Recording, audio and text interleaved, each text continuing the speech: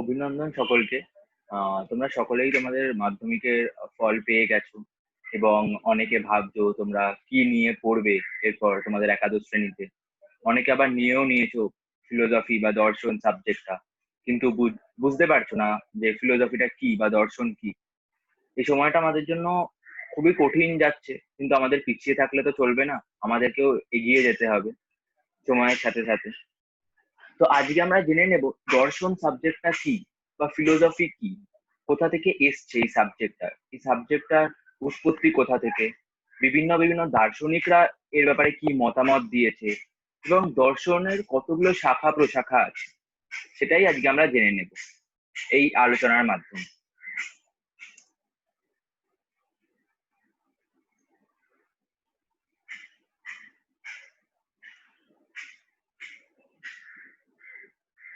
আহ,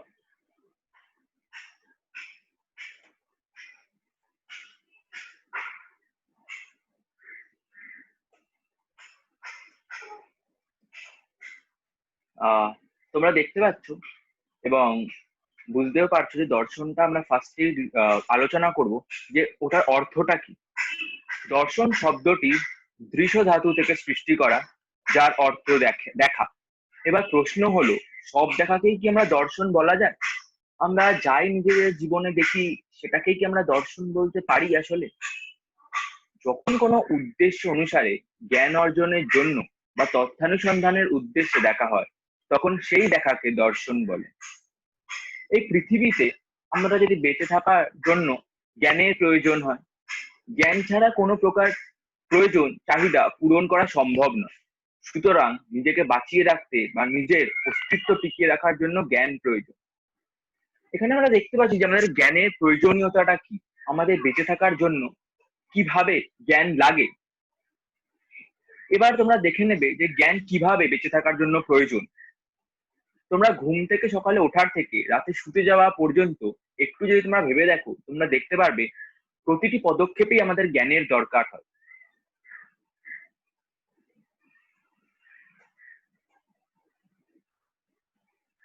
এখানে আমরা কতগুলো বিস্তারিত জিনিস দেখে নিচ্ছি, যার যার মাধ্যমে আমরা বুঝতে পারি আমাদের কিভাবে জ্ঞানের দরকার হয়। এইগুলো ছাড়াও আমরা দেখতে পাই যে আমাদের বিভিন্ন বিভিন্ন কাজে জ্ঞানের দরকার হয়। যেমন এখানে প্রথমেই লেখা আছে যে তুমি সকালে উঠে নির্দিষ্ট স্থানে প্রাতঃকাল সম্পন্ন। তারপরে তোমরা দেখতে পাচ্ছ এখানে যে নিজেকে পরিষ্কার পরিচ্ছন্ন রাখাটা কতটা জরুরি, সেটা তোমরা জ্ঞান আছে বা সেটা আমাদের জ্ঞান আছে বলে আমরা বুঝতে পারি। আমরা কখন কি খাবো না খাবো, কিভাবে পড়বো, কি জামা কাপড় পরবো, কিভাবে সভ্য সমাজে বাস করব, সেটা প্রতিটা পদক্ষেপে আমাদের জ্ঞানের প্রয়োজন। তাই সাধারণভাবে বলা যায় যে দর্শন হলো নিজের নিজের অস্তিত্ব রক্ষার উপযুক্ত করে তোলার জন্য জ্ঞান সংগ্রহের একটি প্রক্রিয়া। তাহলে আমরা দর্শন বলতে কি, মানে দর্শন বলতে আসলে কি বুঝি? দর্শন হলো এমন একটি অনুশীলন পদ্ধতি যার দ্বারা একজন ব্যক্তি নিজের জীবন সম্পর্কিত যাবতীয় প্রশ্নের উত্তর খুঁজে পায়, যা এই সদা পরিবর্তনশীল নিজের অস্তিত্ব রক্ষা করা সমর্থ হয় বা নিজেকে বাঁচিয়ে রাখতে পারে। তাহলে দর্শন বা ফিলোসফি কি? দর্শন হলো এমন একটি অনুশীলন পদ্ধতি যার দ্বারা একজন ব্যক্তি নিজের জীবন সম্পর্কিত যাবতীয় প্রশ্নের উত্তর খুঁজে পায়, যা এই সদা পরিবর্তনশীল নিজের অস্তিত্ব রক্ষা করতে সমর্থ হয় বা নিজেকে বাঁচিয়ে রাখতে পারে। যে কোনো প্রশ্নের উত্তর খুঁজে পাওয়ার প্রচেষ্টাই হলো দার্শনিক প্রচেষ্টা, এবং যে ব্যক্তি এই প্রশ্নের উত্তর খোঁজার চেষ্টা করেন তাকেই দার্শনিক বলে। এবার দার্শনিক দুই প্রকার হয়, একটা পাশ্চাত্য দার্শনিক মানে ওয়েস্টার্ন ফিলোসফার, আর একটা ইন্ডিয়ান দার্শনিক মানে ভারতীয় দার্শনিক। এবার আমরা দেখে নেব যে ইংরেজিতে ফিলোসফি শব্দটা কোথা থেকে এসছে এবং এই শব্দটার মানে কি। আমরা যে ইংলিশে ফিলোসফি বলি, এই শব্দটি আসলে একটি গ্রিক শব্দ, যেটার ফিলস মানে হচ্ছে লাভ এবং সোফিয়া মানে হচ্ছে উইজডম। তো এই শব্দটি মানে প্রকার হচ্ছে জ্ঞানের প্রতি ভালোবাসা বা লাভ অফ উইজডম। যার এই তৃষ্ণা মেটাবার নয়, আসলে তিনিই দার্শনিক পদাধিকারী বলে বিবেচিত। সুতরাং জ্ঞান চর্চার প্রক্রিয়াকেই দর্শন চর্চা বলে বিবেচিত। তারপরে তোমরা দেখে থাকবে যে আমরা বলি থিঙ্কিং অ্যাবাউট থিঙ্কিং। এটা আসলে কি, এটার অর্থটা কি?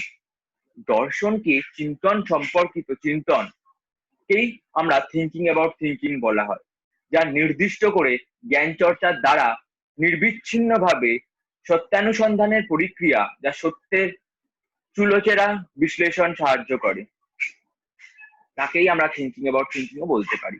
তাহলে তোমরা বুঝে গেলে যে ফিলোসফি শব্দটি আসলে একটি গ্রিক শব্দ, যার অর্থ জ্ঞানের প্রতি ভালোবাসা। সেটাকেই আবার আমরা বাংলায় দর্শন বলি।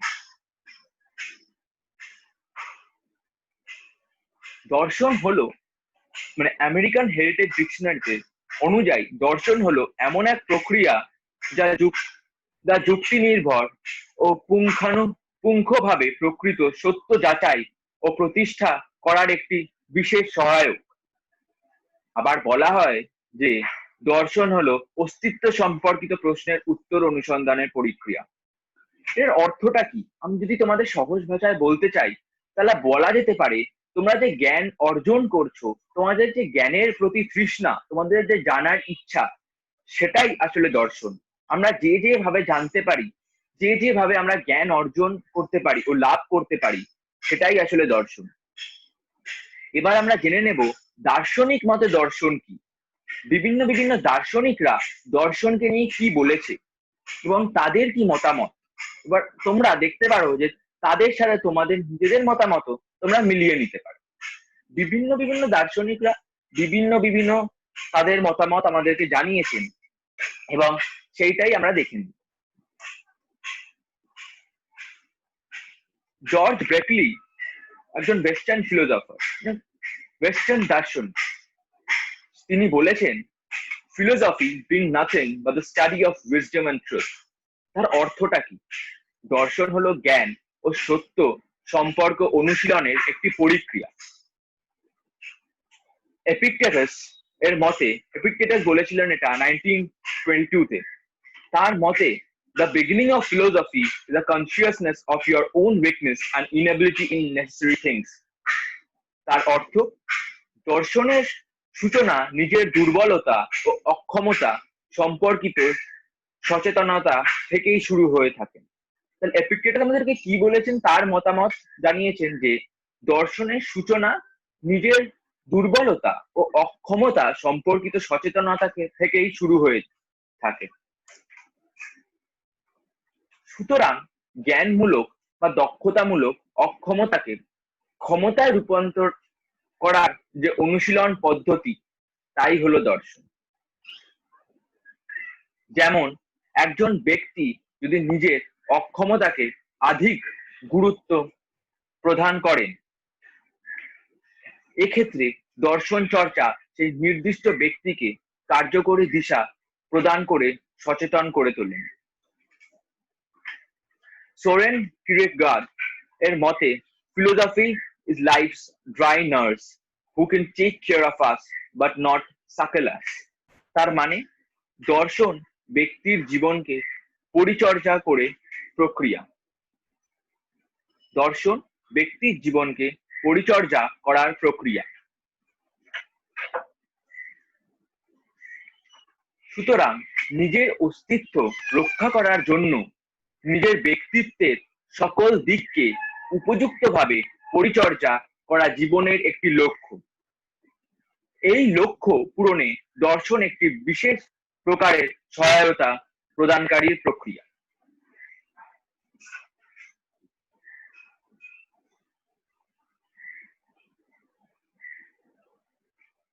কার্ল মার্কস এর মতে, কার্ল মার্কস দর্শনকারীর মতে philosophy is an interpretation of the world in order to change it. উনি কি বলেছেন?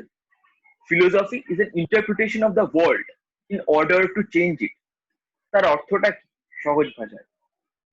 পরিবর্তনের নিয়মে বিশ্বকে তাৎপর্যপূর্ণ করে তোলার প্রক্রিয়ায় হলো দর্শন। অর্থাৎ এই বিশ্বের একটি অন্যতম লক্ষ্য হলো পরিবর্তনের সাথে নিজেকে উপযুক্ত করে তোলা। এই যোগ্যতা সৃষ্টির ক্ষেত্রে দার্শনিক চর্চা বিশেষ রূপে সহায়ক একটি প্রক্রিয়া। প্ল্যাটোর মতে দর্শনটি কি? দর্শন হলো wonder is the feeling of a philosopher and philosophy begins in wonder। তার মানে বিস্ময় দার্শনিকের একটি অনুভব, আবার দর্শনের সূচনা বিস্ময় থেকে। সুতরাং জ্ঞানের প্রকৃত স্বরূপ দেখে দার্শনিকেরা বিস্ময় হয়ে পড়ে এবং জীবনের প্রকৃত পথ অনুসরণের উপায়ের সাথে পরিচিত হয়। বার্টন রাসেল এর মতে science is what we know and philosophy is what we don't know। যার অর্থ যা আমরা জানি তা জানার প্রক্রিয়া হলো বিজ্ঞান, কিন্তু যা আমরা জানি না তা জানার প্রক্রিয়া হলো দর্শন।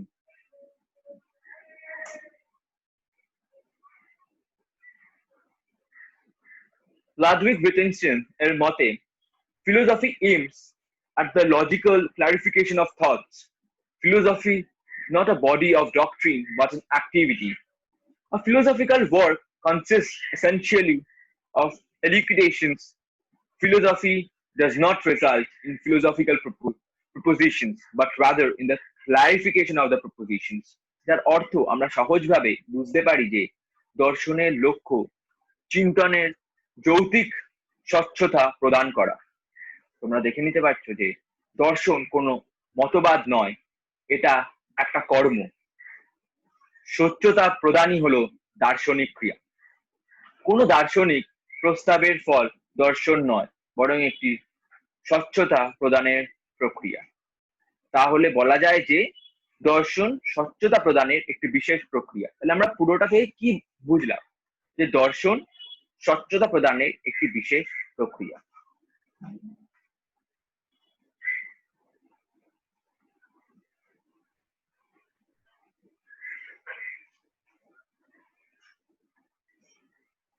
এবার আমরা দেখে নেব যে দর্শনের প্রকৃতিটা কি বা নেচার অফ ফিলোসফি। যে কোনো প্রশ্নের উত্তর খুঁজে পাওয়ার প্রচেষ্টাই হলো দর্শন। তাছাড়াও আরো বিভিন্ন বিভিন্ন দর্শনের প্রকৃতি আছে, যেমন জ্ঞানের প্রতি ভালোবাসা জাগ্রত করার প্রক্রিয়াই হলো দর্শন। জ্ঞান চর্চার প্রক্রিয়াকেও কিন্তু আমরা দর্শন বলতে পারি। 4 নম্বর, চিন্তন সম্পর্কিত চিন্তন ক্রিয়া সম্পাদনার প্রক্রিয়া হলো দর্শন।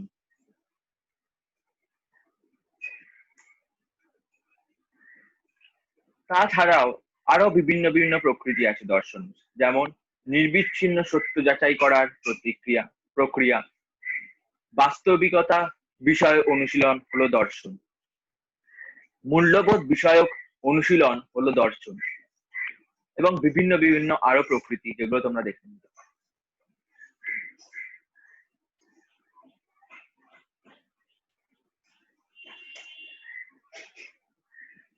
এবার আমরা দেখব যে দর্শনের উৎস বা অরিজিন অফ ফিলোসফি।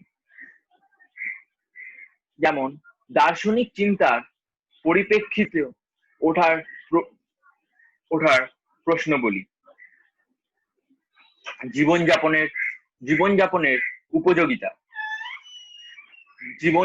উপযোগিতা থেকে উৎপন্ন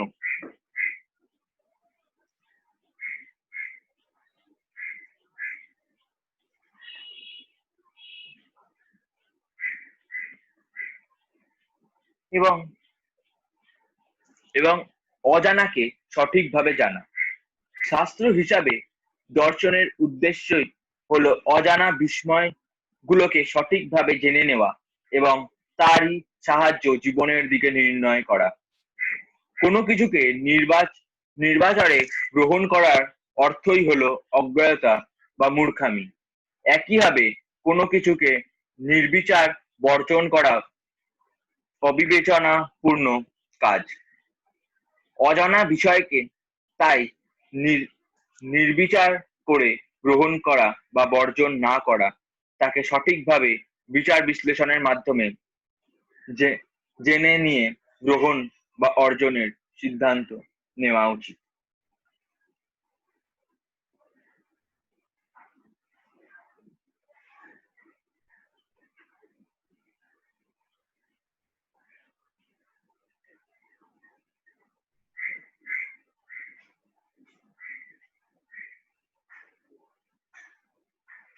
এবার দেখো ফিলোসফিক্যাল পার্সপেক্টিভ বা দার্শনিক দৃষ্টিভঙ্গি মধ্যে কি কি পড়ে ও আমরা কি বুঝি।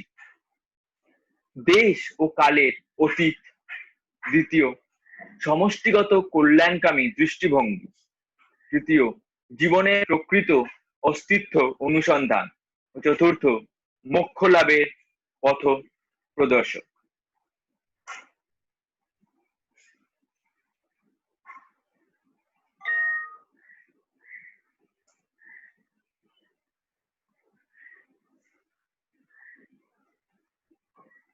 এবার আমরা দেখে নেব দর্শনের কে কতগুলি ভাবে আমরা ভাগ করে নিতে পারি। দর্শনের কতগুলি শাখা।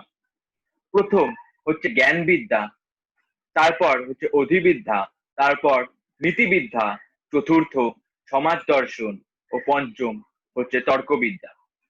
তাহলে বন্ধুরা আমরা দর্শনকে 5 ভাগে ভাগ করে নিতে পারি। প্রথম হচ্ছে জ্ঞানবিদ্যা, দ্বিতীয় অধিবিদ্যা, তৃতীয় নীতিবিদ্যা, চতুর্থ সমাজ দর্শন ও পঞ্চম হচ্ছে তর্কবিদ্যা।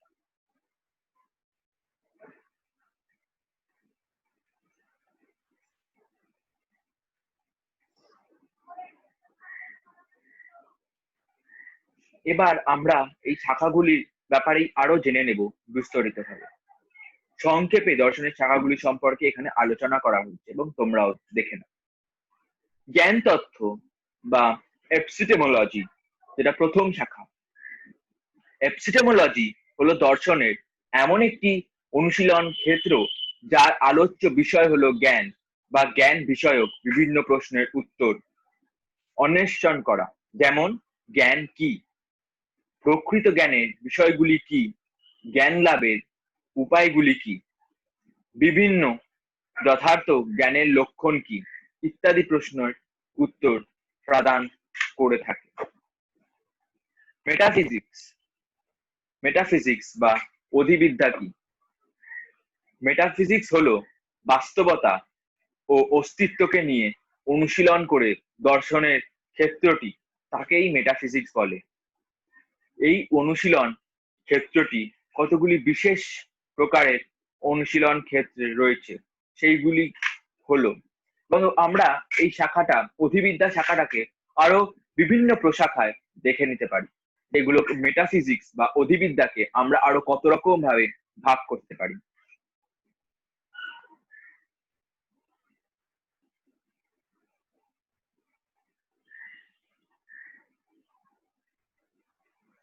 প্রথমেই আমরা মেটাফিজিক্সকে দেখে নিতে পারি কসমগনি বা সৃষ্টিতত্ত্ব।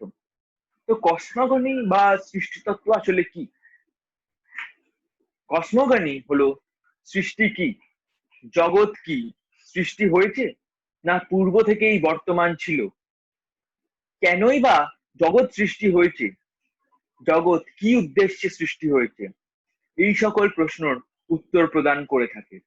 মানে আমরা যে জগতে আছি, জগৎটা কিভাবে সৃষ্টি হয়েছে, প্রথম থেকে কি বর্তমান কাল ছিল, না কিভাবে পুরো জগৎটা গড়ে উঠেছে, সেটার উত্তর প্রদান করা বা জ্ঞান লাভ করাটাই হচ্ছে কসমগনি। এটা মেটাফিজিক্সের প্রথম শাখা। দ্বিতীয় হচ্ছে অন্টোলজি বা তথ্যবিদ্যা। তথ্যবিদ্যাটা আসলে কি?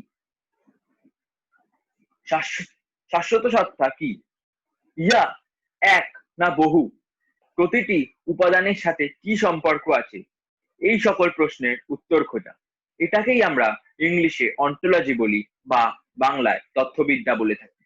তাহলে তোমরা দেখে নিচ্ছ এখানে আমরা কসমগনি বা সৃষ্টিতত্ত্ব আর অন্টোলজি তথ্যবিদ্যাকে বিস্তারিতভাবে বুঝে নিয়েছি।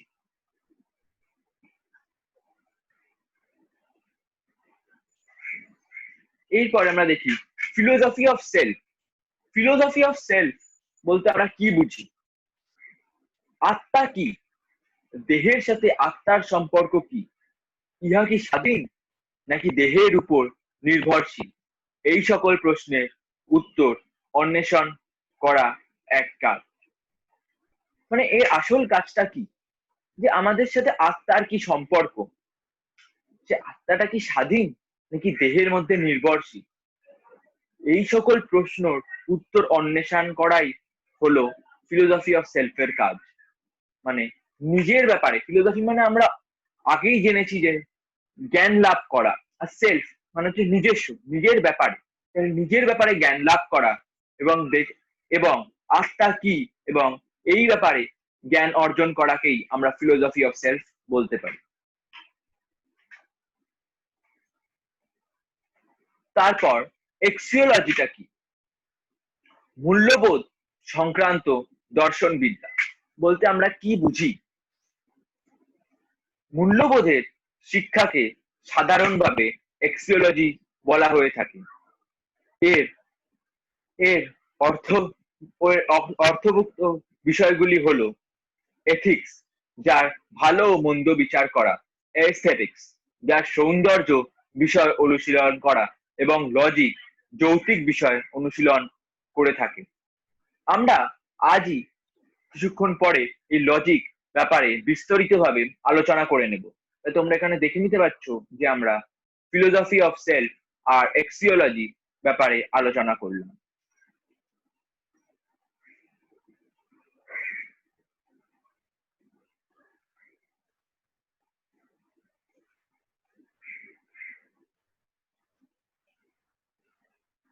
তাহলে এথিক্স, যেটা আমরা কিছুক্ষণ আগেই শুনলাম, এটার অর্থটা কি?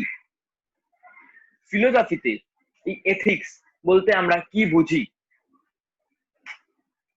যে বিদ্যার সাহায্যে মানুষের আচরণকে কতগুলি নৈতিক মাপকাঠির নিরীক্ষে বিচার করা হয়, তাকেই বলা হয় নীতিবিদ্যা বা এথিক্স। নীতিবিদ্যা দর্শনের একটি গুরুত্বপূর্ণ শাখারূপে বিবেচিত, কারণ নীতিবিদ্যা বা নীতিবিজ্ঞানের আলোচনা ছাড়া দর্শনের আলোচনা কখনোই পূর্ণতা লাভ করতে পারা যায় না। নীতিবিদ্যা শব্দটির বিশ্লেষণ, তাহলে এথিক্স শব্দটাকে আমরা বিশ্লেষণ করে কি দেখতে পারি? নীতিবিদ্যা শব্দটি একটি ইংরেজি প্রতিশব্দ, যেটাকে আমরা এথিক্স বলে থাকি।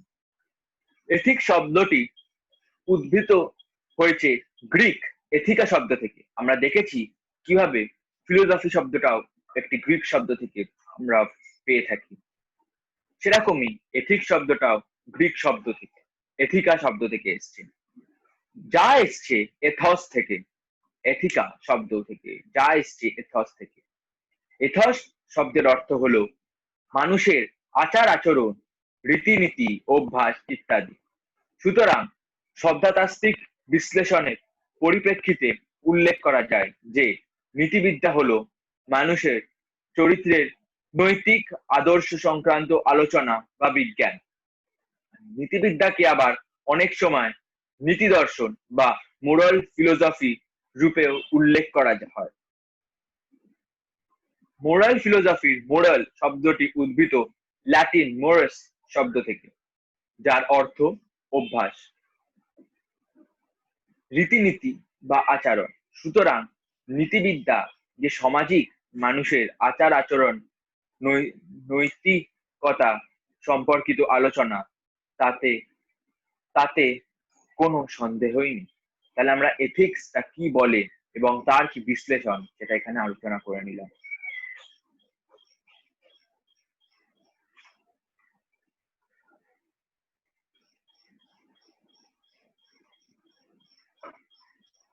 আমরা সোশ্যাল ফিলোসফি বা সমাজ দর্শন বলতে কি বুঝি? সমাজ দর্শন হলো দর্শনের একটি গুরুত্বপূর্ণ আধুনিক শাখা। মানুষের প্রথম ও গুরুত্বপূর্ণ পরিচয় হলো মানুষ সামাজিক জীব। সমাজের মধ্যেই তার ব্যক্তিত্বে পূর্ণাঙ্গীন বিকাশ হয়। সমাজ ছাড়া মানুষ তাই কখনোই বাঁচতে পারে না। আমরা দেখি যে আমরা সমাজ ছাড়া আমরা কেউই বাঁচতে পারি না। মানুষ কোনো নির্জন দ্বীপের একক অধিবাসী নয়। আমরা কোথাও একা থাকি না, আমরা সব সময় একসাথে থাকি। সমাজের অধীন থেকেই মানুষ সমাজবদ্ধ জীব রূপে গণ্য।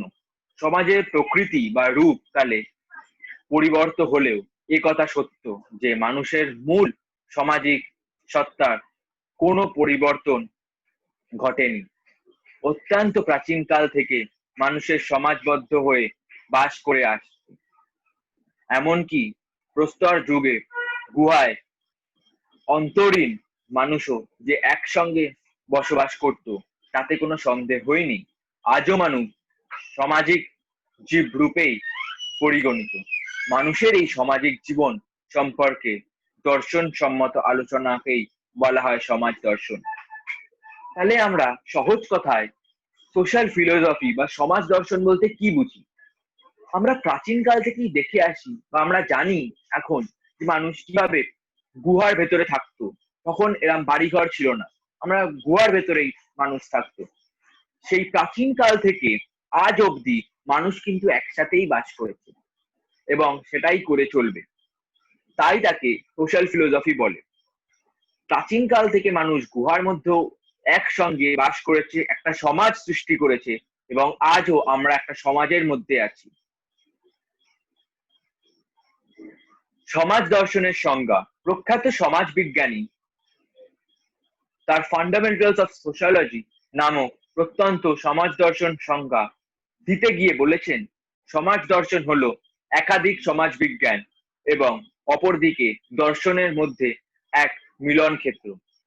অর্থাৎ সমাজ দর্শনের আলোচনায় সমাজ বিজ্ঞানের আলোচ্য বিষয়গুলির সঙ্গে দর্শনের এক প্রকার মেলবন্ধন লক্ষ্য করা যায়। অধ্যাপক মরিস জিন্সবার্গ বলেছেন, সমাজ দর্শনের কাজ সামাজিক ঘটনা সম্মুখে বিচার বিশ্লেষণ নয়, তার কাজ হলো সংশ্লেষণমূলক। সমাজ দর্শন একটি দার্শনিক ও সামগ্রিক দৃষ্টিভঙ্গি নিয়ে সমাজ বিজ্ঞানের অন্তর্গত বিভিন্ন দিকে এক সংশ্লেষণমূলক আদর্শ মূল্যায়ন করে তোলে।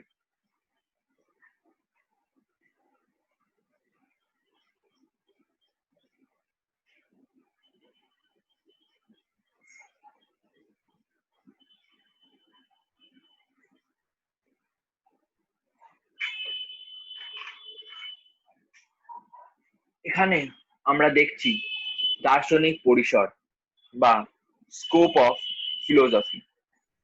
এই স্কোপ অফ ফিলোসফি বলতে আমরা কি বুঝি?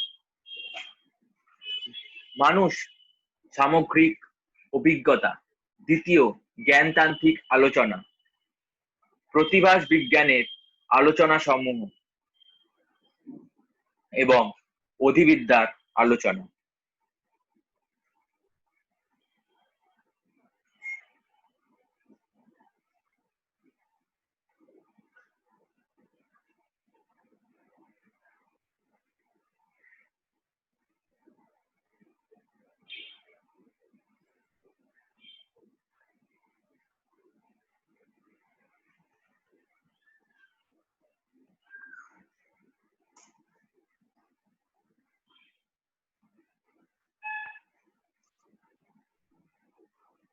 তারপরে আমরা দেখতে পাই অ্যাপ্লাইড অ্যাসপেক্টস অফ ফিলোসফি বা দার্শনিক ব্যবহারিক দিক।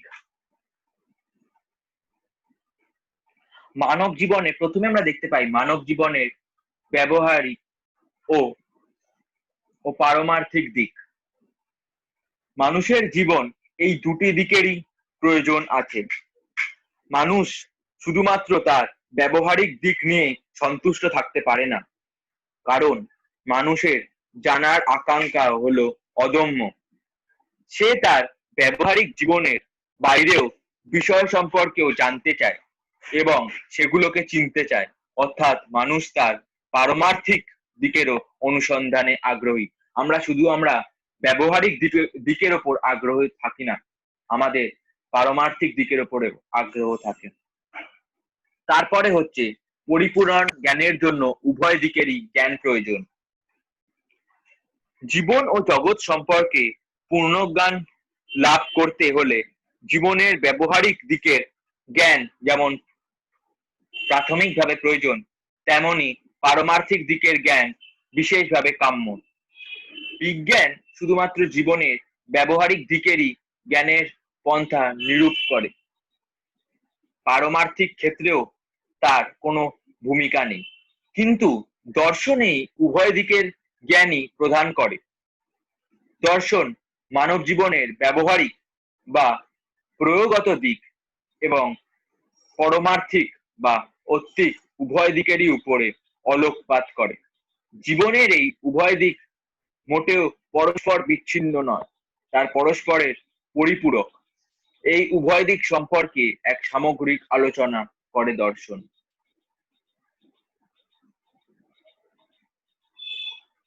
আর একতরফা জ্ঞান হলো অসম্পূর্ণ। মানে আমরা যদি একতরফা আমাদের জ্ঞান থাকে তাহলে সেটা অসম্পূর্ণ, কারণ আমাদের দুদিকই জানাটা প্রয়োজন। জীবনে এই দুটি দিকেরই যে কোনো একটি জ্ঞান হলো মুদ্রার এক পিঠের জ্ঞানের সমতল। মুদ্রার উভয় পিঠের জ্ঞান লাভ করলে তবেই বলা হয় যে মুদ্রাটি সম্পর্কে আমাদের যথাযথ ও পূর্ণ জ্ঞান হয়েছে। একইভাবে উল্লেখ করা যায় যে জীবনের উভয় দিকের মধ্যেই যে কোনো একদিকের জ্ঞান হলো আমাদের জীবন ও জগৎ সম্পর্কিত এক অসম্পূর্ণ ও খণ্ডিত জ্ঞান। আমরা জেনে থাকি যে আমরা যদি কিছু পুরো না জানি তাহলে সেটা পুরো জ্ঞান আমাদের লাভ হয় না।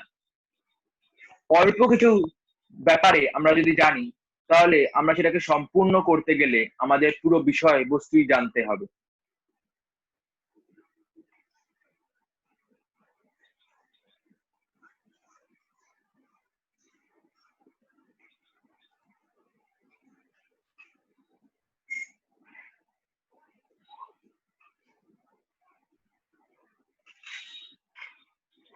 আমরা আগেও পড়ে এসেছি এবং আমি বলেছি যে আমরা লজিক নিয়ে আজ আলোচনা করব। যে লজিক কি, লজিক শব্দটির বিশ্লেষণ।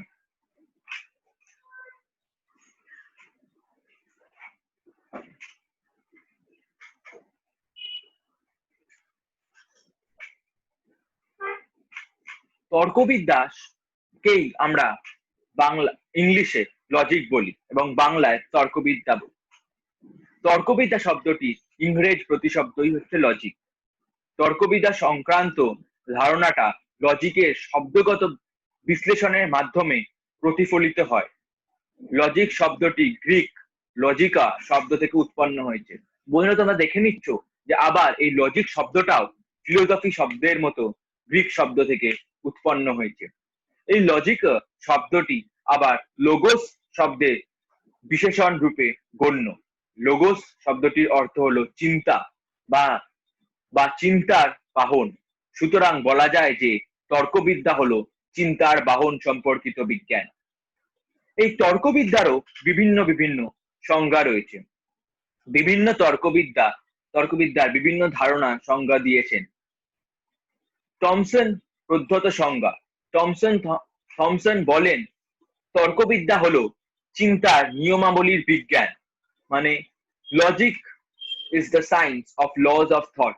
কিন্তু এই সংজ্ঞাটি যতটা না যুক্তিবিদ্যা সংক্রান্ত তার চেয়ে অনেক বেশি মানব বিজ্ঞান সম্পদ। মিল প্রদত্ত সংজ্ঞা।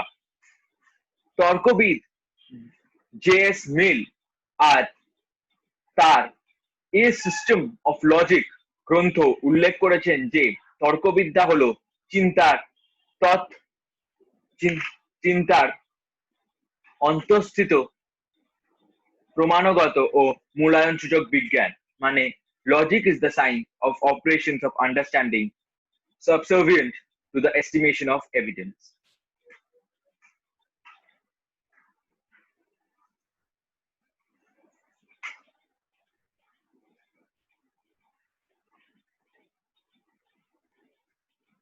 তাহলে আমরা দেখে নিতে পারি যে যে আজকে আমাদের আলোচনার বিষয়টা ছিল যে ফিলোসফি বা দর্শন কি, এবং দর্শনকে আমরা অনেকভাবে ভাগ এবং তার শাখা প্রশাখাকেও দেখে নিয়েছি যে কিভাবে আমরা দর্শনকে ভাগ করে নিতে পারি এবং দর্শন শব্দটি কোথা থেকে এসছে আর দর্শনের অর্থটা কি। এর পরেও আমরা আরো আলোচনা করব আমাদের আগামী ক্লাসগুলোতে। আর আশা করি তোমরা বুঝতে পেরেছো যে কি আমরা দর্শন বলতে কি বুঝি, এবং যারা দর্শন সাবজেক্টটা অলরেডি নিয়েছো তাদের আশা করি অনেকটাই লাভ হলো, এবং যারা ভাবছো যে দর্শন নেবে কি নেবে না তোমাদের একাদশ শ্রেণীতে, তারাও বুঝে গেলে যে দর্শন বলতে আমরা কি বুঝি। বিভিন্ন ইন্ডিয়ান ফিলোসফার বা ওয়েস্টার্ন ফিলোসফার বা পাশ্চাত্য দর্শনকারী বা ইন্ডিয়ান দর্শনকারীদের মতামত এই দর্শন সাবজেক্টটা নিয়ে, এবং এরকে কতগুলি শাখায় ভাগ করে আমরা কি কি ভাবে জানতে পারি, এবং কি কি ভাবে আমরা জ্ঞান লাভ করলে তাকে দর্শন বলে। ধন্যবাদ।